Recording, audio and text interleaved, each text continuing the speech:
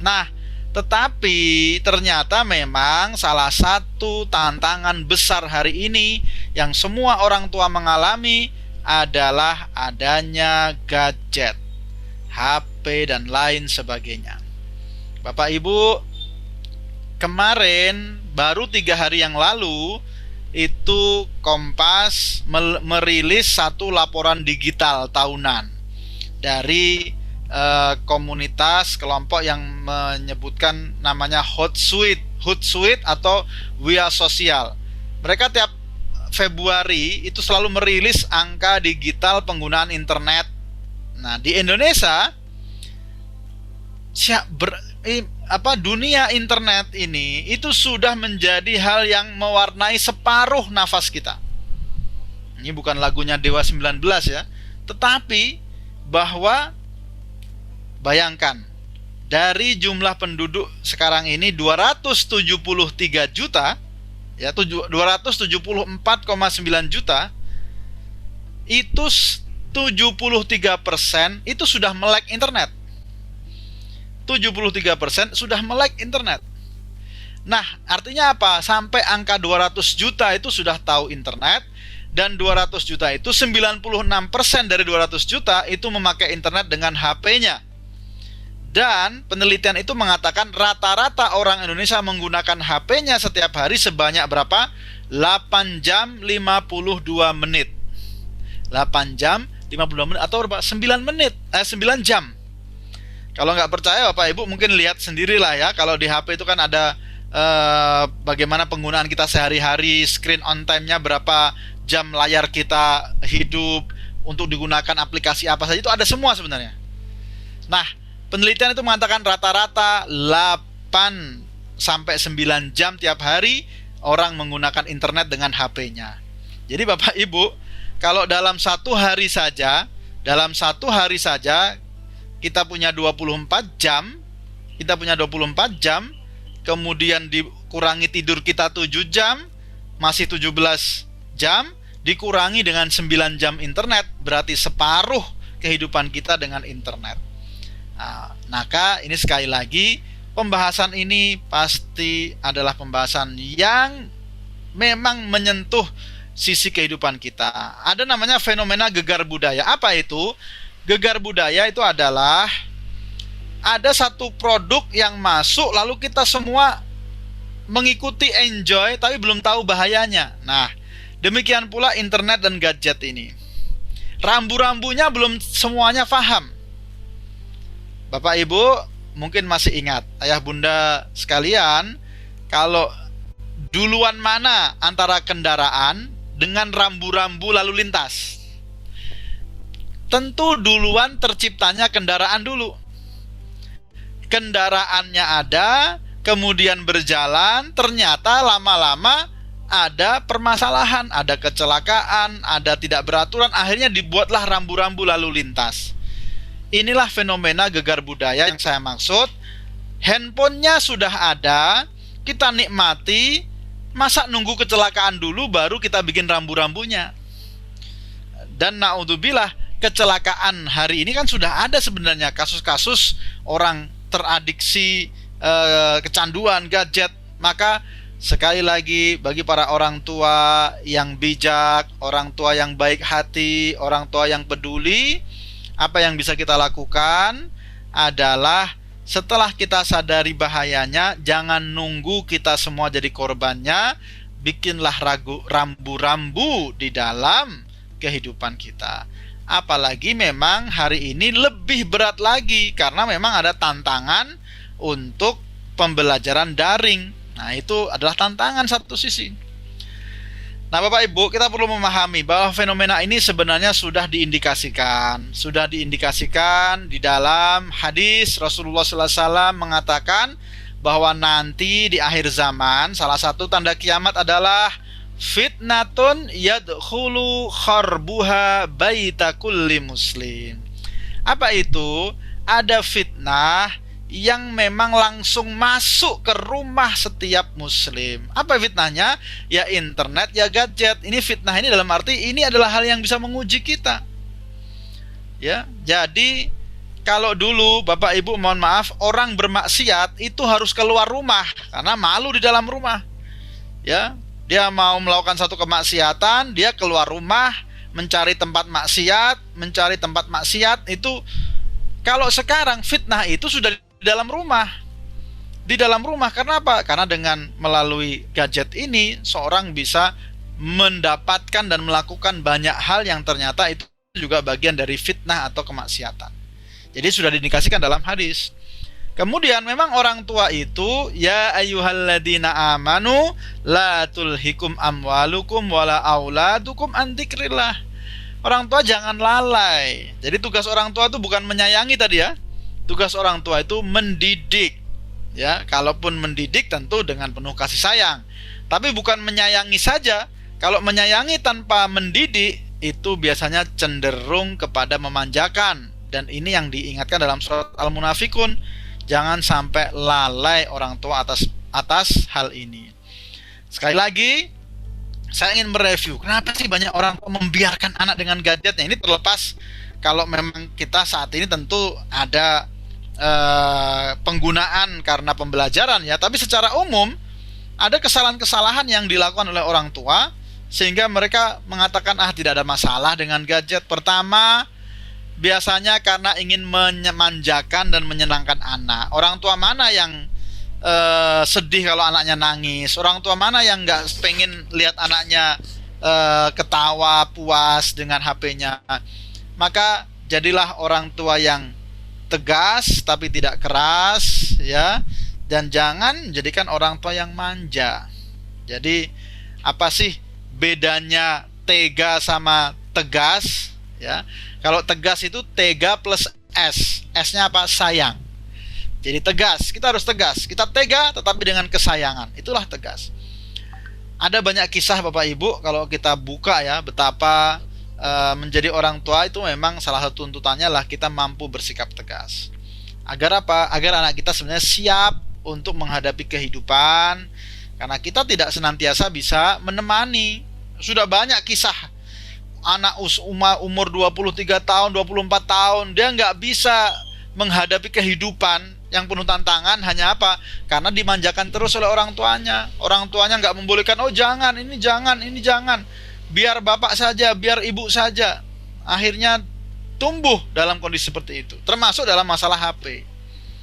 Jadi saya selalu bilang sama banyak orang tua, ibu-ibu, bapak, kalau mau memanjakan anak silahkan, tetapi syaratnya ada 3. Apa itu? Pastikan bahwa bapak ibu tetap sehat, tetap kaya, dan tetap hidup selama anak-anak masih ada. Nah, jadi kalau bisa memastikan 3 hal ini ya silahkan saja.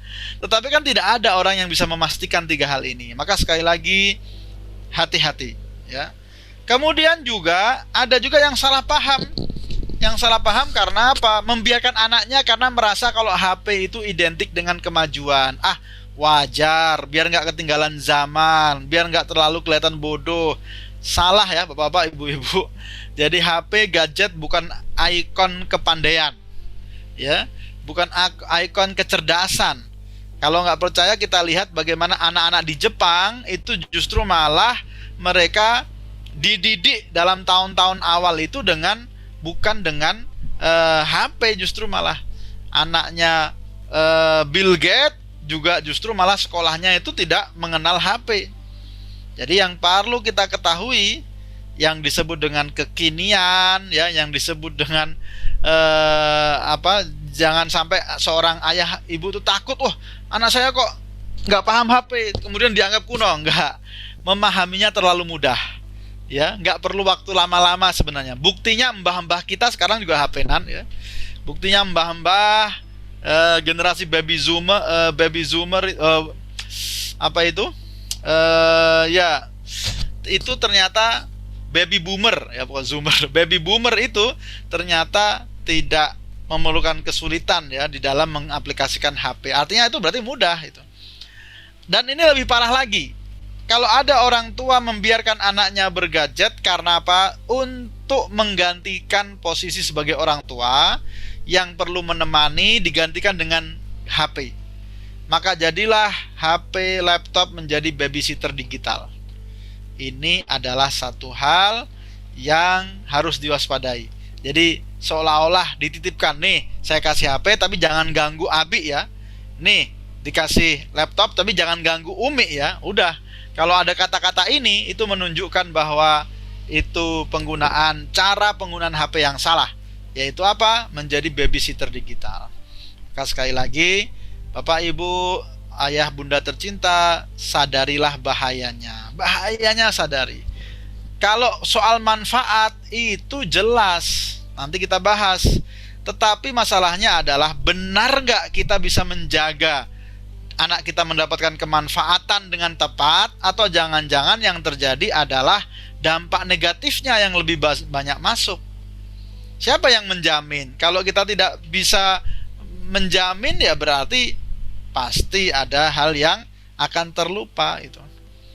Pertama, bahaya secara otak kejiwaan. Hati-hati kalau anak-anak kita ketika sedang main HP, kemudian kita ambil, ada yang meronta-ronta, ada yang teriak-teriak, ada yang marah-marah, maka sebenarnya berarti itu sudah masuk di wilayah pengaruh terhadap otak dan kejiwaan.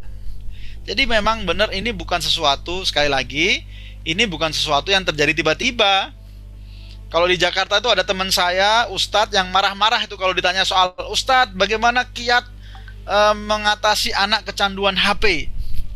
Teman saya ini marah-marah karena dia orang Betawi, ya dia mengatakan, ya yang ngasih HP bapak ibunya begitu kecanduan, yang ditanyai ustadznya.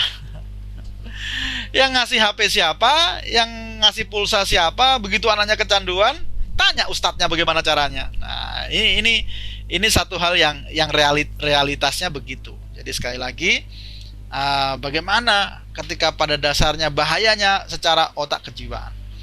Ya, di Bondowoso ada anak SMP, SMA yang mereka ketika diambil HP-nya, mereka membentur-benturkan kepala ke dinding sampai harus berurusan dengan rumah sakit jiwa. Jadi memang ini adalah wilayah yang bisa menjadikan seorang anak, bahkan juga orang tua, kecanduan.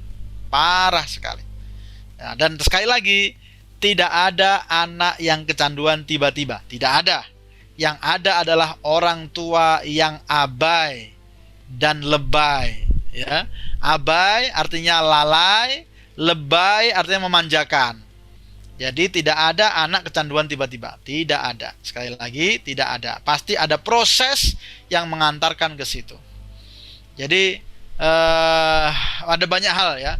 Kemudian bahaya secara fisik. Bahaya secara fisik banyak ya, secara fisik misalnya, apalagi untuk anak-anak kecil ya, anak-anak kecil, bayi yang kemudian dihadapkan dengan HP, dengan berbagai macam suara, dengan berbagai macam logat, berbagai macam bahasa. Ada banyak hari ini anak-anak yang harus mereka harus terapi wicara. Karena apa? Karena ditinggalkan orang tuanya dengan HP-nya. Jadi orang tuanya jarang ngajak omong, atau diajak oleh orang tuanya nonton sinetron, ya, atau nonton drama Korea misalnya, atau sinetron Indosiar, atau sinetron Ikatan Cinta misalnya. Jadi anak umur yang baru belajar bicara langsung berhadapan dengan suara-suara yang begitu banyak, akhirnya dia mengalami gagap dalam bicara. Secara fisik apalagi kecenderungan untuk, kalau dulu zaman kita kecil mungkin yang namanya permainan itu kan real permainan. Main bola ya main bola di lapangan ya. Kemudian naik pohon, main sepeda dan seterusnya, ini real. Ketika kemudian orang diberikan gantinya HP semata, maka dia bermain dengan HP-nya dan meninggalkan kegiatan olah fisik tadi, dan ini sangat harus dihindari. Beberapa justru malah sampai pada tahapan menjadikan fisik terganggu. Biasanya penggunaan yang berlebihan, kemudian matanya ya terkena radiasi, dan sekarang ini apalagi ya, kita lihat betapa banyak anak yang kemudian sibuk, matanya menjadi minus ya lebih awal ya, karena berhubungan dengan HP lebih awal. tumbuh kembang fisik terlambat dan seterusnya dan seterusnya. Ada yang kurang tidur. Nih, 75% ini anak usia SD nih. 75% anak usia 9-10 tahun mengalami kurang tidur karena dibiarkan pakai HP tanpa pengawasan, tanpa aturan. Sekali lagi, kuncinya adalah kita punya rambu-rambu enggak? Itu saja sebenarnya. Apalagi kalau kita bicara bahaya secara kontennya, apa yang dilihat? Apa yang dilihat? Ya benar, namanya dunia maya, isinya banyak sampahnya. Dia bisa lihat hoak, dia bisa mempercayai hoak, dia bisa candu pornografi, dia bisa melihat kekerasan sebagai hal yang biasa, dia bisa cuek dengan sekelilingnya, dan dia juga bisa kecanduan game online. Dan itu semua bagian yang tanpa kita sadari itu seperti merajut pikiran anak-anak kita. Maka ini kita bicara kontennya. Ya, nilai-nilai macam-macam. Orang menjadi kemudian biasa dengan kondisi-kondisi yang dilihat di internet, perselingkuhan, pacaran, budaya yang awalnya sangat jauh dari kita, kemudian dengan ditampilkan berulang-ulang di internet seolah-olah menjadi sesuatu yang biasa. Hamil di luar nikah misalnya. Anak-anak SD, lihat ini ada berita cinta ditolak, murid SD mau bunuh diri. Ini satu kejadian sungguh-sungguh ya, betapa efek dari mungkin nonton sinetron atau nonton hal-hal yang terlihat ternyata melalaikan.